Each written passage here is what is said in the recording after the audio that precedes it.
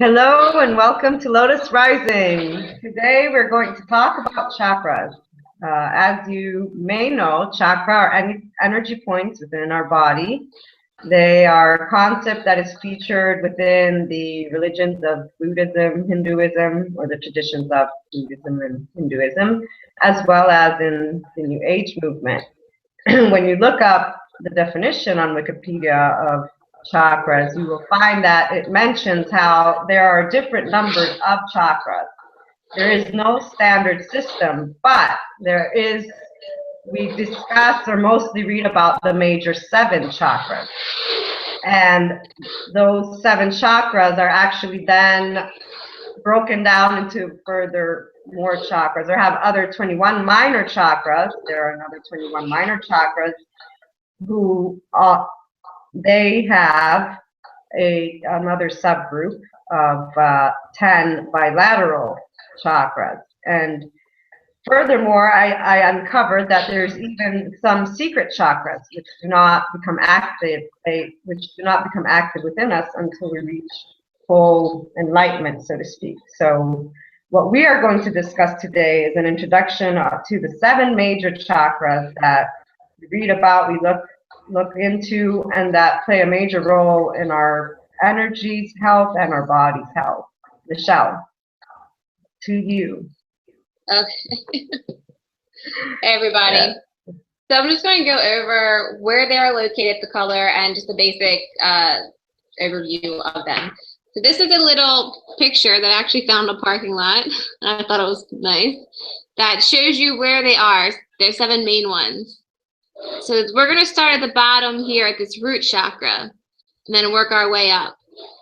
So the first chakra is at the base of the spine. It's called the root chakra. The color associated with it is red, and the element that is associated with it is earth. So it is a earth chakra, and it is your connectedness to the earth through your root chakra. Represents that. It represents feelings of groundedness, safety, survival. When it's in balance, you feel a lot of fear. It's basically associated to all the basic primal survival type instincts. The next one is the second chakra, and it's the sacral chakra, and it's located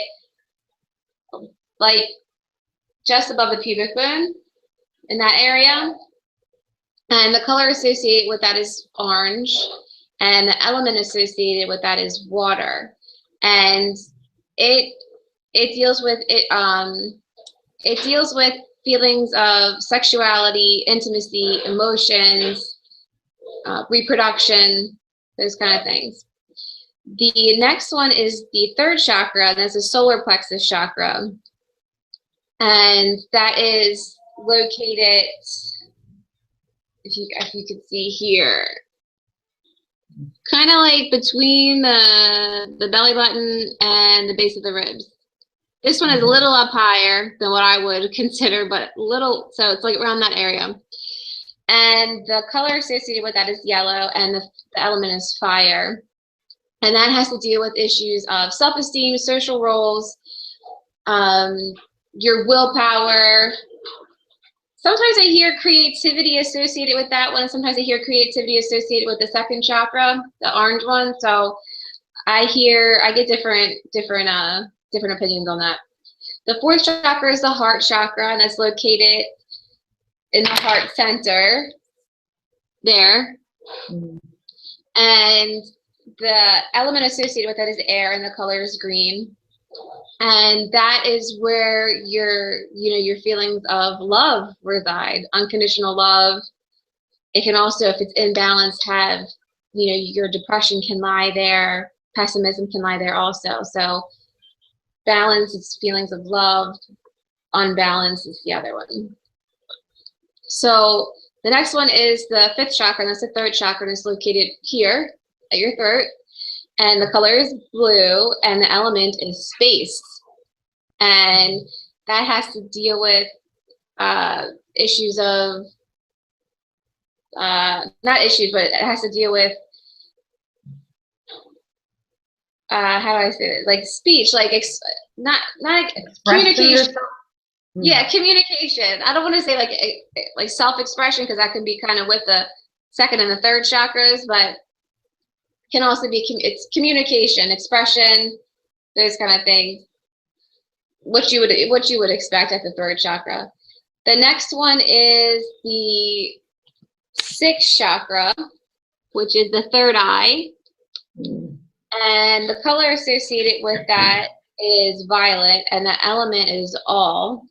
And that has to deal with feeling, with intuition, seeing, like psychic awareness, seeing the world for what it actually is. Third eye, I associate that with seeing psychically.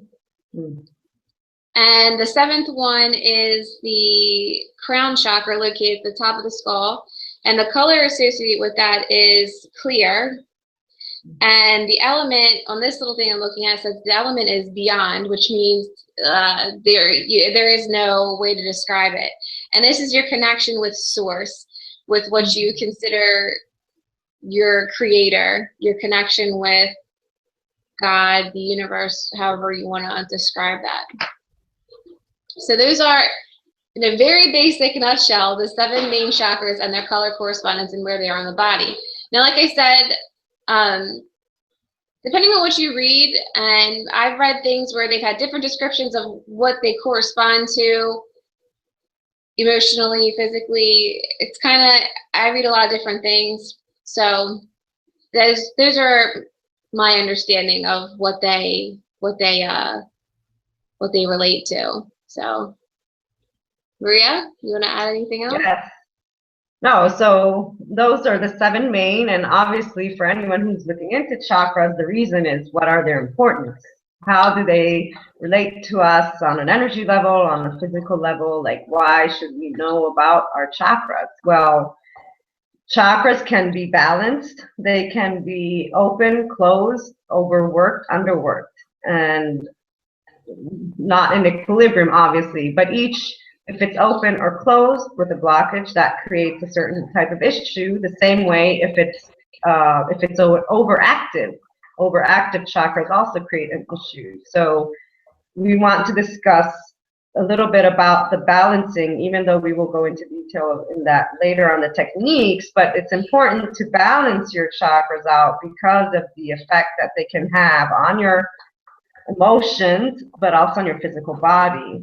Balancing helps your energy to flow smoothly. If there's a blockage, obviously things can't flow, and then there's a repercussion on an energy level. Michelle, what did you want to add to that? Yeah, so with the chakras, what she means by blocking and balanced is they are energy centers. The energy flows in a circular motion inside these chakras, like a wheel. And I was taught that when they flow clockwise, the energy is flowing in a clockwise motion, that is open. And when it is flowing in a counterclockwise direction, that is closed. And also it can either just be not flowing at all, no energy at all. And you can test this with a pendulum. So you can either use a crystal, I should have brought mine down. You can either use a crystal pendulum, or you can just simply take anything that's heavy and balance it, tie it to a string and hang it over one of your energy centers on one of these 7 main chakras, and you will see it will spin. It will pick up the energy of the chakra and it will spin in whatever direction that energy is flowing. Michelle, does someone have to hold it for you, or do you hold it on top? Like, can you hold it on top? You can hold it for yourself, or somebody can hold it for you. Either way, it's kind of easier for somebody else to hold it for you, to check your 7 main ones, just so you know, keep a steady hand, and it's kind of easier, but you don't have to. I've checked mine on my own before also. So you will see that pendulum, whatever's hanging on the end of it will spin, and you don't even have to check it like that. You can even just sense them. Some people are really good at sensing which way it's flowing in their body. I like to check them with something. I need that visual. And you can open them I mean, but I don't want to get too much into this. It's for another video, but you can simply open them by visualizing that energy flowing in the other direction, or, whatever direction, if it's closed, flowing at all. And you actually see the pendulum change directions. It's really neat. So there's a lot of different ways to open them and balance them. That's a whole other video, but that's what she means by open or closed. And you want them all to be the same size, because sometimes when they're unbalanced, one is really, really, really tiny if it's underactive, and sometimes if it's overactive, you have like a really huge one. And again, you can see that on the pendulum as it's swinging. So, but you want them to be all balanced. That's what it means by balanced. By balanced means they're all the same size, and they're all flowing in the same direction. So, yeah. Yeah. So I wanted to also. I don't know as much about. I didn't know the counterclock and clockwise motion. That's interesting. When I heard or read about blockage or unblocked, I thought either moving or not moving. So that was something neat that I uncovered. Thank you, Michelle. Yeah. No, there's not much more to add on that, since we really wanted to get into depth on how to balance them out. But I do think a little research can help you start getting an idea of even, or knowing the different chakras and what they mean besides the color can already start helping us to explore from a personality standpoint, a feeling standpoint, how our chakras are doing. I hear some people, or I hear that certain illnesses or colds, for example, the way our body reacts can also be a sign of an overworked or underworked or blocked chakra. For example, people who get a lot of sore throats, and maybe their voice goes missing. It deals with one, I forget, Michelle, the name of the chakra that is. This would be the throat chakra. That would be an overactive throat chakra. Yeah, or for example, overactive or underactive. Yeah. An imbalanced throat chakra. The throat chakra.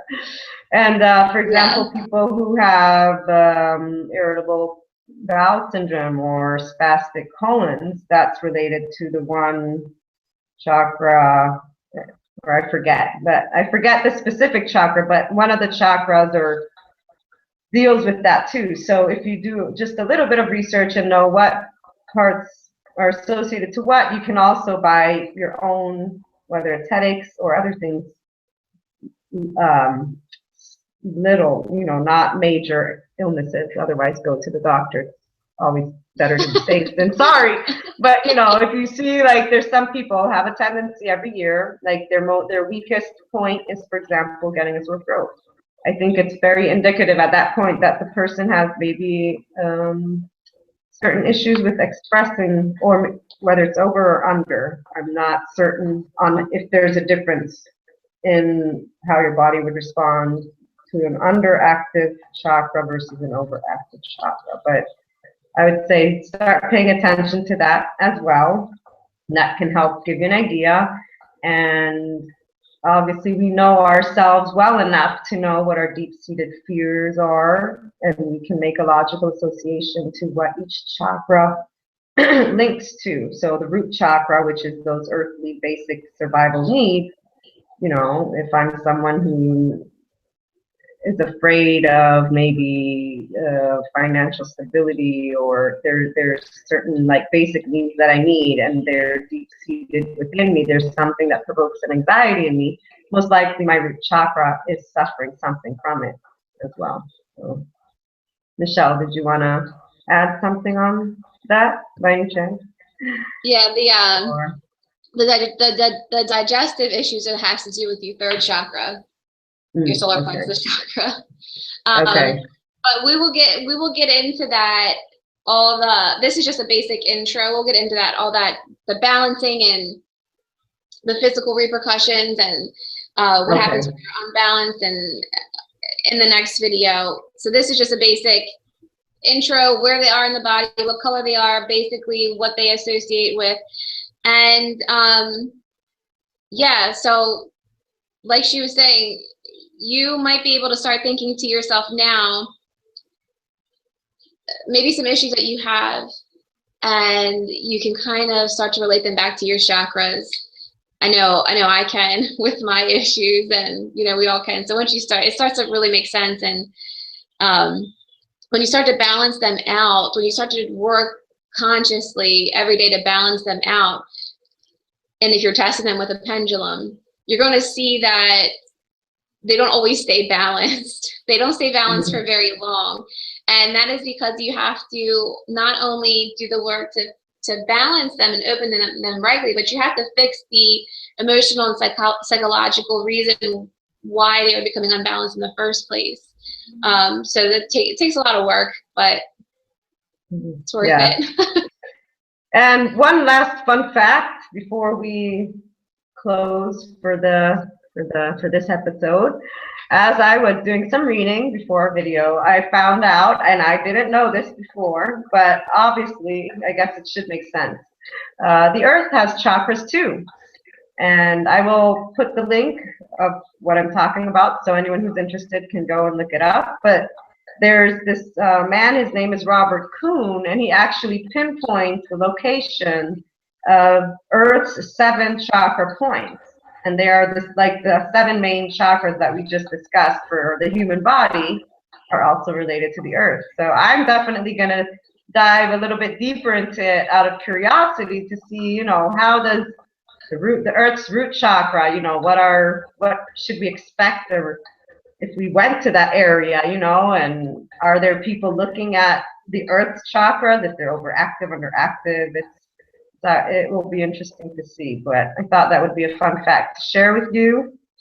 And I hope you enjoyed our brief intro, and join us for the second one where we share a little bit more about working on maintaining this nice balance chakra. Nice balance with our chakras. So, Michelle, do you want to add, or are we closing? I think that's it. I think we can close for now. So thanks for joining us, and check our next video out on balancing our chakras. So I hope you guys have a great day. Bye. Bye.